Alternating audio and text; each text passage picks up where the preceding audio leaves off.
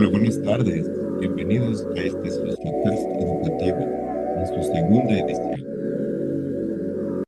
El día de hoy hablaremos de otras problemáticas que afectan a la educación.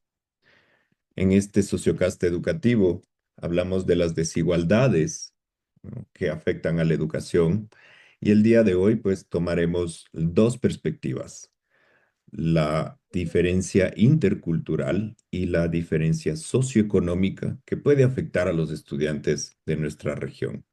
Vamos a ampliar a ver a qué aspectos de su continuidad educativa, de su éxito educativo incluso, se ven afectados por estos temas. Para ello, el día de hoy nos acompañan unos grandes maestros y colegas, Verónica Díaz, Nadia Angulo y Bolívar Rendón. Bienvenidos. Buena tarde, muchachos. ¿Cómo Hola, está? ¿qué Gracias, tal, Marco. chicos? ¿Cómo está Un Nadia? gusto Vero? estar con ustedes de nuevo. Muchas gracias, qué gusto tenerles acá. Saben que en este Sociocast educativo no solamente revisamos las problemáticas, también nuestra intención es buscar opciones que favorezcan a subsanar y reducir este tipo de problemas. Vamos a Concientizar. empezar con la problemática de la desigualdad cultural que tenemos en el Ecuador, sobre todo, imagínense, en un país tan pluricultural como el nuestro. Cuando hablamos de desigualdad cultural en la educación, nosotros no estamos diciendo que unos estudiantes sepan más que otros, sino que la escuela reconoce más fácilmente ciertos conocimientos que otros. Esto tenemos que tenerlo muy claro y en perspectiva para poder entender que en países como el nuestro esto es muy evidente y que muchos estudiantes, especialmente de comunidades indígenas y rurales, llegan a instituciones donde su lengua, su cultura y su forma de entender el mundo no están realmente representadas. Durante años, la educación ha respondido a una lógica más urbana, mestiza y centrada en el castellano, dejando de lado saberes ancestrales y formas distintas de aprender, así como las lenguas que enriquecen al territorio de nuestro país. Y aquí es precisamente donde está el problema. No es solo que exista diversidad cultural, es que esa diversidad no siempre se reconoce en equidad de condiciones. Cuando el currículo no conecta con la vida del estudiante, cuando no se enseña en su lengua, cuando su cultura aparece solo de forma superficial, el estudiante empieza a sentir que la escuela no es para él. Esto impacta directamente en su motivación, su participación e incluso su autoestima. Como lo dijo Paulo Freire, de hecho, la educación no puede ser una imposición. Tiene que partir de la realidad de los estudiantes, de su cultura y sobre todo de su experiencia. Tenemos que valorar esto mucho, sobre todo como docentes que somos, porque cuando la escuela ignora la identidad cultural, no solo limita el aprendizaje, también silencia voces. ¿Tú qué me dices, Vero? Justamente, Marquito, y en esta línea también Catherine Walsh plantea una interculturalidad crítica, es decir, que no es suficiente hablar de diversidad o celebrar las culturas en fechas especiales. La verdadera interculturalidad va más allá, implica cuestionar esas relaciones de poder que históricamente han puesto a unas culturas por encima de otras. Es Ujú. decir, no se trata únicamente de incluir a nuestros pueblos indígenas dentro del sistema educativo, sino transformar el sistema para que realmente reconozca otros saberes, otras lenguas y otras maneras de comprender el mundo.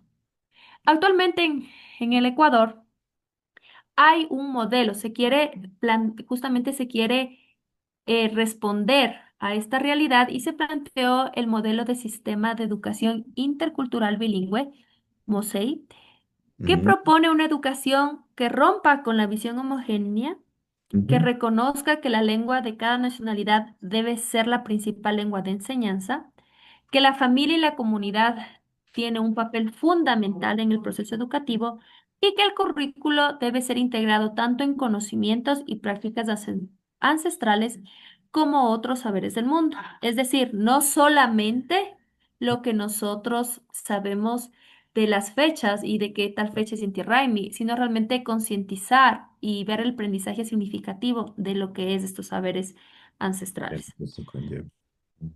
Además, los currículos interculturales bilingües oficiales siguen vigentes y son de cumplimiento obligatorio para el sistema de educación. Sin embargo, una cosa es lo que nos dice este modelo y otra muy distinta a lo que pasa en la práctica. Totalmente. Según un informe de la UNICEF en el año 2021 sobre este modelo, se ha enfrentado a varias limitaciones, entre ellas la falta de recursos, docentes capacitados y materiales en lenguas originarias. Ecuador sí ha realizado esfuerzos justamente en procesos de formación, elaboración y algunas capacitaciones, pero realmente no se ha podido medir de manera concreta el impacto real de Museo. Por eso sigue siendo necesario analizar cuánto de este modelo se aplica verdaderamente en el aula y en qué medida las lenguas de las nacionalidades están siendo utilizadas dentro de los procesos pedagógicos y académicos. Correcto, Berito, estoy totalmente de acuerdo contigo. Y a esto súmale que la evidencia real del INEVAL, la evidencia reciente del INEVAL, no permite decir que el problema ya esté resuelto.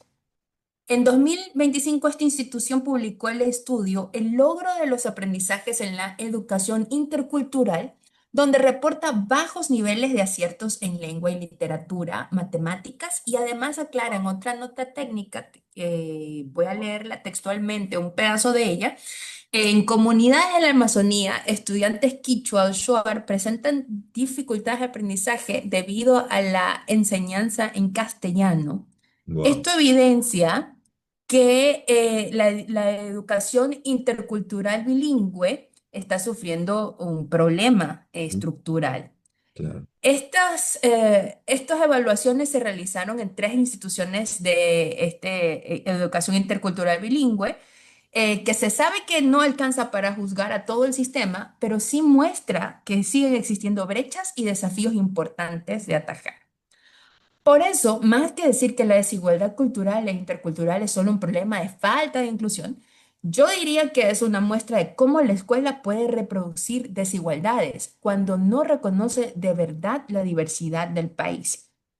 Y reducir esta desigualdad implica fortalecer la educación intercultural bilingüe, formar docentes con pertenencia cultural. ¿Qué quiere decir pertenencia cultural? Que no sean docentes que simplemente lo utilicen de manera estética o por un ratito, como cuando nos ponemos la camiseta de Ecuador cuando juega la selección, sino como algo que realmente empodere a la población y empodere al docente, ¿no? Producir materiales en lenguas originarias, vincular el currículo con la vida de las comunidades, para que se vea que lo que están aprendiendo es realmente aplicable a su realidad, y Exacto. valorar los saberes ancestrales, no como algo folclórico, no como algo estético, sino como conocimiento legítimo, valorar realmente y de manera palpable qué es lo que somos como país. Esta Ajustarlo a sí nuestro es contexto. correcto, contextualizar lo que se aprende en el aula. Esta sigue siendo una deuda importante en el sistema educativo ecuatoriano. Ujú. Muy bien, totalmente de acuerdo contigo, Nadia. Precisamente, pues, como profesores también deberíamos tener en cuenta que esto es algo que se ve bastante influenciado desde la parte de la educación. Nosotros tendemos siempre a ver hacia afuera y en estos visajes notamos que de hecho hay bastantes culturas que se sienten orgullosas de su proceder, de sus saberes, de sus ancestros, demás. Pero muchas veces notamos que acá en el Ecuador es lo contrario, ¿no?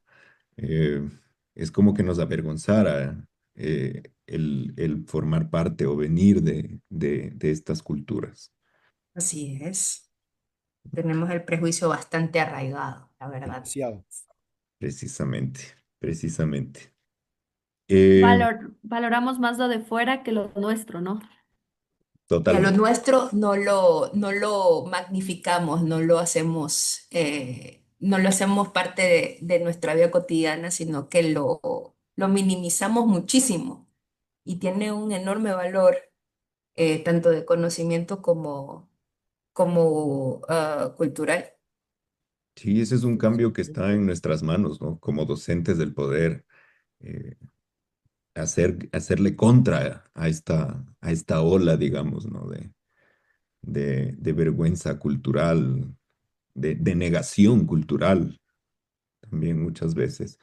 Y para todo esto, en cuanto a estas diferencias, pues como habíamos dicho al principio de nuestro sociocast educativo, no solamente la idea es plantear la problemática y analizarla, sino también brindar opciones de solución. Así que en este aspecto, Bolo, te invito a decirnos qué ideas podríamos plantear para esta problemática. Bueno, la verdad, con todo lo que se ha conversado, Nadia, Verónica, tú, Marcos, yo creo que podría dar cuatro, cuatro cositas que podemos tener en cuenta para esto. Creo que como primer punto sería muy importante es fortalecer esa educación intercultural bilingüe. ¿Por qué? Porque esto va a implicar que se garantice que todos los estudiantes aprendan tanto su lengua materna o nativa, como también el castellano, lo que todos hablamos. Vamos a enfocarnos más que todo, digamos, en los indígenas, en los niños indígenas. Entonces, esto va a mejorar su comprensión y así vamos evitando la exclusión, lo que todos debemos de hacer, deberíamos de hacer. Además, esto va a permitir que todos los chicos, más que todo, digamos, los chicos indígenas, mantengan su identidad cultural mientras acceden al conocimiento académico. Si tenemos un sistema sólido de educación intercultural, también hay que tener en cuenta que se requiere materiales que sean adecuados y también que los Claro. docentes estén preparados en esas lenguas originarias. Muy importante eso.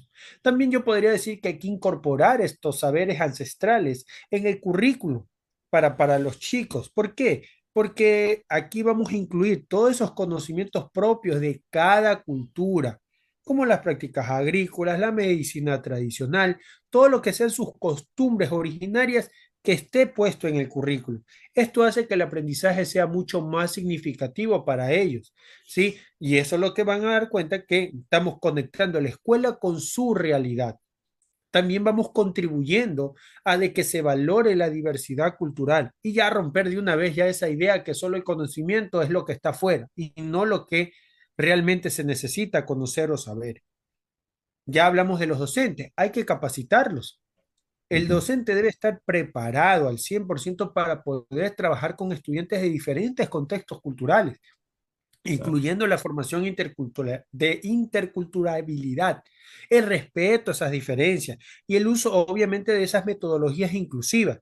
Un docente que esté bien capacitado puede adaptar sus clases y evitar la discriminación, promoviendo un ambiente de respeto donde todos los estudiantes se sientan realmente valorados. Eso es lo que realmente se debe de hacer aquí en el Exacto. país. Y por último, podría decir que si estamos hablando de las diferentes culturas, está de más, pero es muy importante mencionarlo. El promover el respeto y valorar las identidades culturales que como país tenemos. Esto se trata, debemos de fomentar que en la escuela las actitudes de respeto hacia las demás culturas. Esto puede lograrse mediante actividades, proyectos y contenidos que visibilice la diversidad que tiene el país. Cuando los estudiantes se sienten orgullosos de su identidad, obviamente su autoestima va a estar por los cielos y va a tener una participación mucho más notable en su aprendizaje. Y eso es lo que debemos nosotros como docentes aplicarlo para que todos los estudiantes se sientan valorados. Ujú. Muy bien dicho, Bolívar. De hecho, pues son muy buenas ideas, de hecho, y también eh, muchos, muy grandes sacudones, ¿no? Como docentes, pues nos damos cuenta de que en nosotros está la capacidad de poder revertir esto, ¿no? Tenemos una gran responsabilidad también y por ende, pues debemos de estar preparados para ello, como lo has dicho.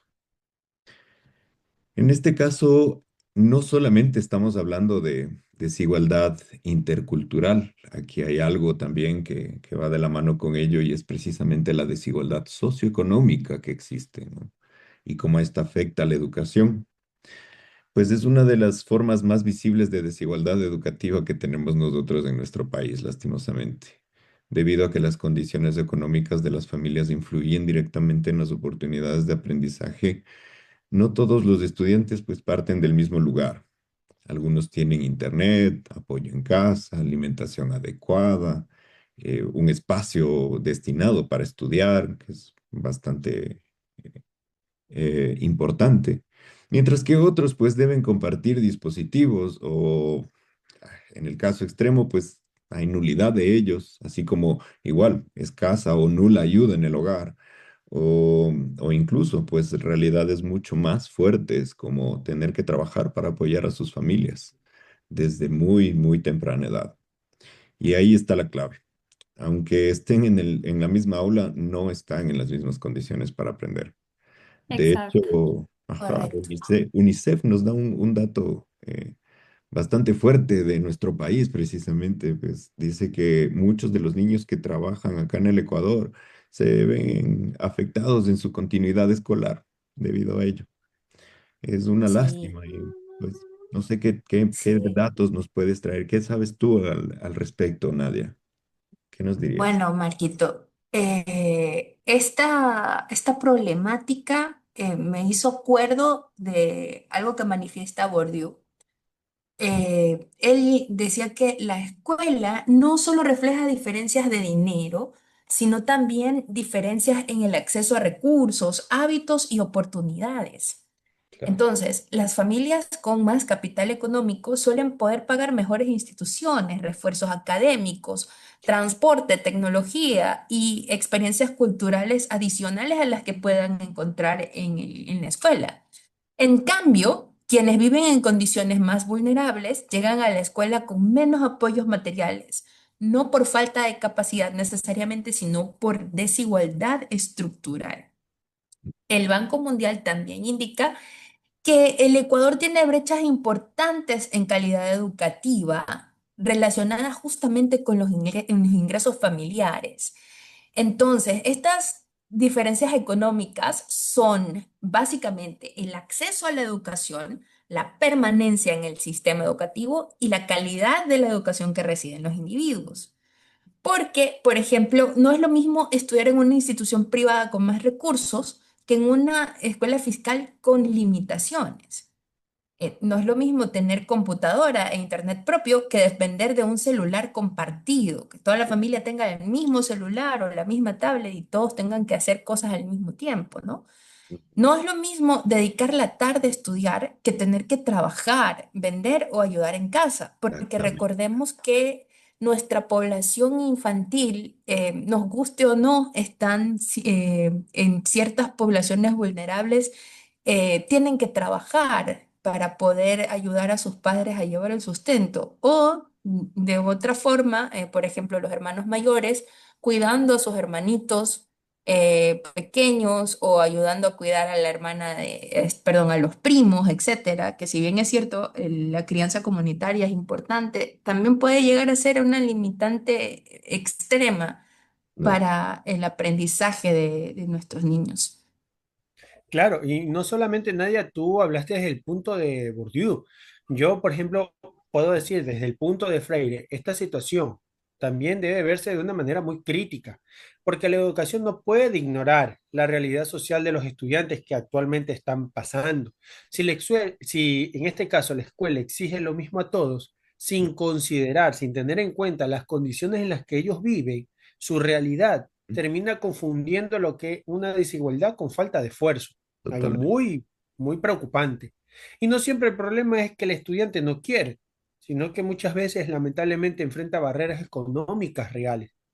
Si hablamos aquí Claro, en el caso del país, ¿sí? Esta desigualdad, como ya la hemos visto y conversamos en el podcast anterior, que nos invitó a sí mismo Marco, esto da paso tanto a que las áreas urbanas como rurales, entre educación fiscal particular, el acceso a la desigualdad es muy marcada por la tecnología, por los materiales y obviamente el acompañamiento familiar, que es muy importante. eh, los estudiantes rurales presentan menor acceso a tecnología frente a zonas urbanas. Esto nos dice el INEC en el 2022. Entonces, la desigualdad socioeconómica no significa tener más o menos dinero. Significa que las condiciones materiales de vida que puedan tener los chicos les abren o simplemente les cierran esas oportunidades educativas. Y cuando la escuela no Exacto. logra compensar estas diferencias, termina reproduciendo la desigualdad en vez de reducirla. Por eso que como comunidad, como docentes y la comunidad educativa, debemos de trabajar en conjunto para que realmente reduzcamos esta brecha y no la sigamos abriendo. Eso hay que tener muy en cuenta, Nadia, Verónica y Marco. Ujú, ujú. Sí, correcto, definitivamente. Definitivamente. Diferentes contextos, diferentes realidades, ¿no? Y los docentes, ¿qué respuesta vamos a dar? ¿Cómo vamos? ¿Tratamos a todos por igual o intentamos realmente ver el contexto del estudiante para ayudarle? Exacto, exacto, exactamente, pues si bien muchos tuvimos la oportunidad o digamos la fortuna de poder experimentar esto ya a una edad madura y saber lo que es tener que trabajar y estudiar, tenemos que ser empáticos como docentes. No podemos cargar a nuestros Yes. estudiantes o exigirles sabiendo que tienen responsabilidades con las que tienen que cumplir. Sí, muchas veces para uno como adulto es muy difícil, pues no conlleva únicamente la carga de trabajo, digámoslo así, ¿no? De todo aspecto, sea educativo, sea laboral, sino la carga de estrés, la carga emocional, la carga familiar, que obviamente afectan nuestro rendimiento y, y nos vemos muchas veces vulnerados por precisamente pues la inconsciencia de muchos docentes al no percatarse de estas realidades de sus estudiantes. Imagínate que tú hablas justamente en nuestro contexto, ¿no? Que supone que tenemos una madurez, ya estamos en otro nivel. Con los niños pequeños que todavía no saben manejar ni bien sus emociones y de repente tener una responsabilidad y luego se encima estudiar y toda la carga también para ellos. Ahí es lo importante que la educación no solamente es cognitiva, ¿no? Sino también integral Claro, de los Correcto, niños. estoy de acuerdo. Y agrégale a eso a que, pues lamentablemente no vamos a cambiar la realidad de nuestros chicos que están viviendo en condiciones vulnerables. El hecho de que pues están en contacto con el trabajo en edades tan jóvenes, ¿no? Eso no va a cambiar. Para eso hay que cambiar la estructura del sistema ecuatoriano en sí.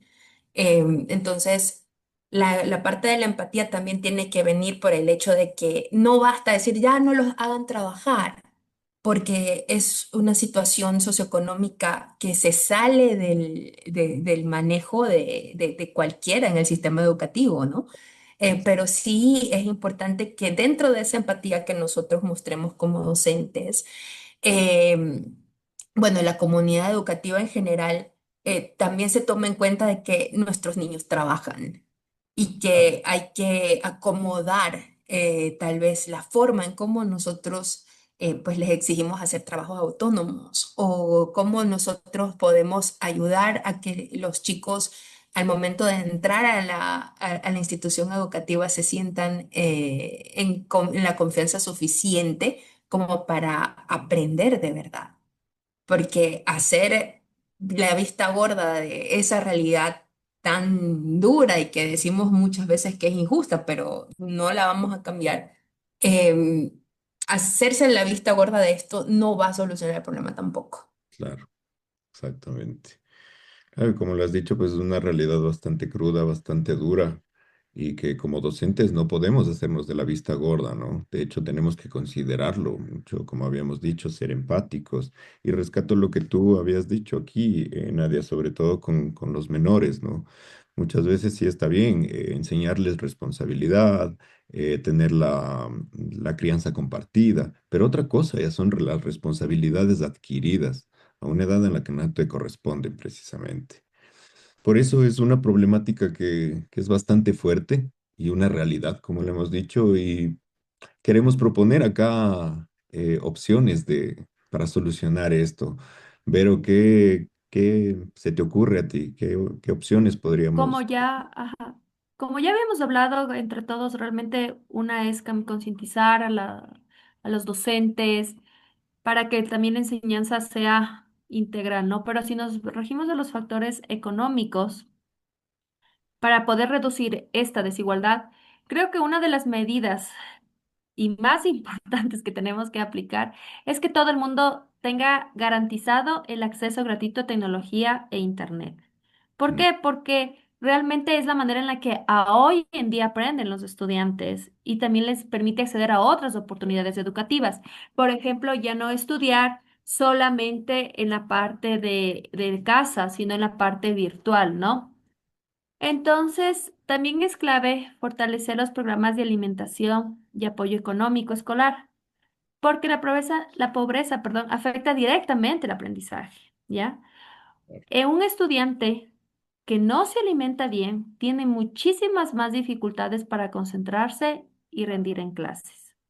Esto no lo decimos nosotros, sino que ya nos hemos dado cuenta que hay estudios de la neurociencia que han demostrado que la alimentación influye en el desarrollo y en el proceso de atención de un niño, por lo ujú. cual sería importante fortalecer los programas de atención escolar y ayudas económicas para mejorar las condiciones de ese estudiante, mejorar sus condiciones de aprendizaje y así también reducir la diserción escolar. Otra manera podría ser las becas, pero becas que realmente lleguen a quien las necesita. Claro, Y no solo becas que en ese momento que se iniciaron, sino becas que tal vez en el transcurso de la vida del estudiante sucedió algo y las necesitan para cubrir como transporte, materiales, matrícula. Y esto hace que los estudiantes vayan a seguir avanzando, ¿no? Y no se sientan como que ya no pueden y delimitados. becas Y adaptadas a la finalmente, realidad. ujú. Y finalmente, fortalecer la educación pública de calidad, ¿ya? ¿Y esto cómo se va a hacer? Mejorando infraestructuras, que los docentes estemos en continua capacitación, con más recursos, y así justamente vamos a reducir lo que es la brecha de educación privada con la pública, garantizando que todos nuestros estudiantes tengan una educación más justa y equitativa. Ujú. Totalmente de acuerdo. Muy bien dicho, Vero. Y muy, muy buenas ideas como para solucionar esta problemática y reducir muchas de las brechas. Pues como hemos hablado acá en este sociocast educativo, es importante no verlo desde una óptica genérica, sino precisamente adaptada a nuestro contexto. Lo que hemos visto hoy son problemáticas que, como lo hemos dicho, se convierten en realidades, lastimosamente, en nuestro país. Y estas desigualdades culturales y socioeconómicas, como hemos visto, influyen directamente en estas oportunidades educativas de nuestros estudiantes ecuatorianos, no solamente afectando su acceso, sino también su permanencia y su éxito escolar. Reducir estas brechas implica ir más allá del aula. Se necesitan políticas inclusivas, mayor inversión en educación pública, precisamente como lo habías mencionado tú, Vero, y sobre todo el reconocimiento real de la diversidad cultural que ya habíamos dicho, pues juega un papel importantísimo acá, puesto que la educación justa no es la que trata a todos por igual, sino la que garantiza las oportunidades reales para todos.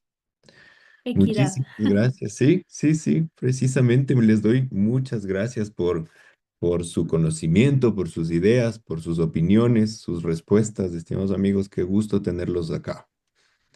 Gracias a Muchas ti, Marco. gracias por, Nos vemos en la Gracias, próxima. chicos. Nos vemos. por Cuídense mucho. acompañarnos esta tarde. Todos ustedes y a nuestros escuchas también, les deseamos un excelente día. Esta fue la segunda edición de nuestro Sociocast.